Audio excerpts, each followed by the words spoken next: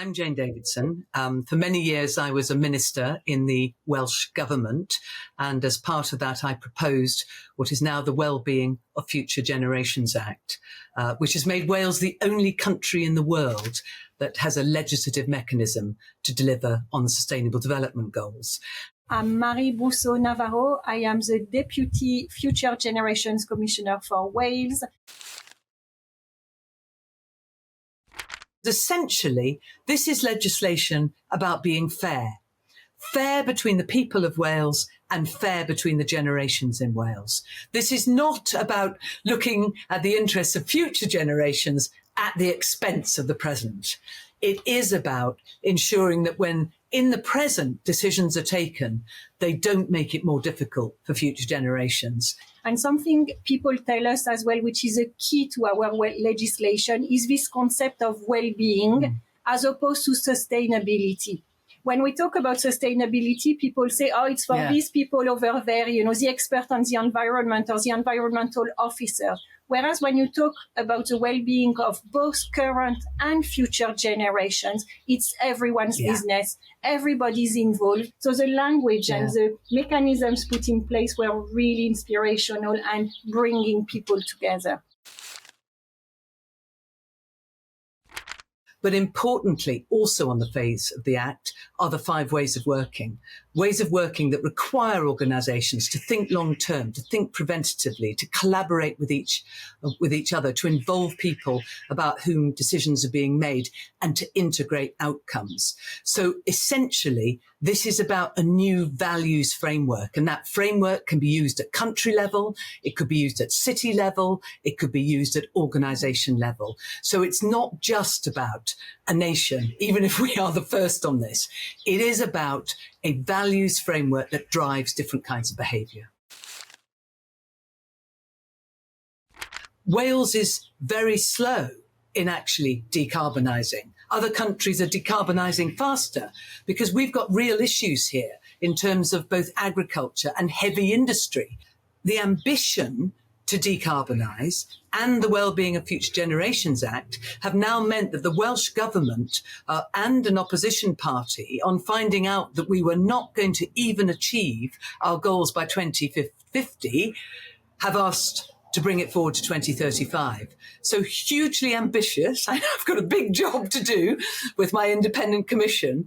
But what the Wellbeing of Future Generations Act is doing is making the politicians more ambitious. It can make managers more ambitious. It can make professionals more ambitious. And they have to do it because it's a legal obligation. Exactly. And that is so critical, isn't it? A few years ago, the first Commissioner of Wales was very vocal on the fact that we could not invest all the borrowing money for Wales into creating a bypass around one city of South Wales. So we were very strongly focused and showing that, first of all, we shouldn't spend all our borrowing powers for only a quarter of the population of Wales. We also showed that transport was not the best way of investing this money of future generations because it was borrowed. And in the end, we also showed that for the same amount of money, we could find so many other alternative or better ways of doing transport, which were not building more motorways, but to be smart about the existing road system we had, but in particular increase active travel infrastructure as well as public transport, of course, and low carbon public transport for the area and at a fraction of the cost.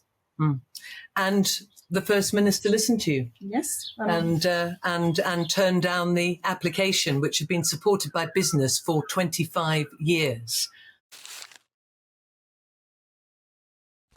My advice to you today to decarbonize is really to start with the traditional ways of decarbonizing. Look at your emissions, look at your transportation, look at your supply chains, And at the end, when you cannot reduce further your emissions, of course, offset what is left. So that's a traditional place to start. But then as you are doing this, how can you also help improve the well-being and the health of your employees? How can you also contribute to the restoration of nature and the decline of biodiversity? How can you stop that or improve it?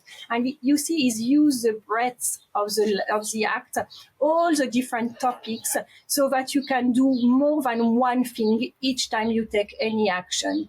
And yes, decarbonization is fundamental to the survival of our species and for the well-being of future generations, but it's only one of the many elements which needs to be taken into account and done in tandem with each other, so we can really make a big difference for our collective global well-being. One of the things I've learned during the 7 years that the Act has been in place is that some of my assumptions about, what would be most effective as a tool have actually been completely wrong. I made an assumption, particularly as an ex-minister, ex-local government councillor, ex-strategist in the public sector, that when the Act was in place, all the chief executives of all the public sector organisations would sort of finally really do this stuff because they work to laws and they make sure they deliver to laws. What I found was that actually they were not the change agents. They were often the blockers, not because they were actively the blockers, but because they'd grown up so much in the old systems and they'd achieved their seniority in the old system. So in many ways, they were most puzzled by the legislation. And actually, it was the third tier people in organizations who got incredibly excited about it.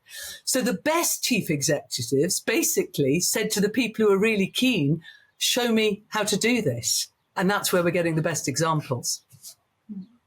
Yeah, and working with the champions at all levels of organizations is really the starting point. Listen to the champions and let them build the movement. Absolutely right. Diolch yn fawr. Thank you very much.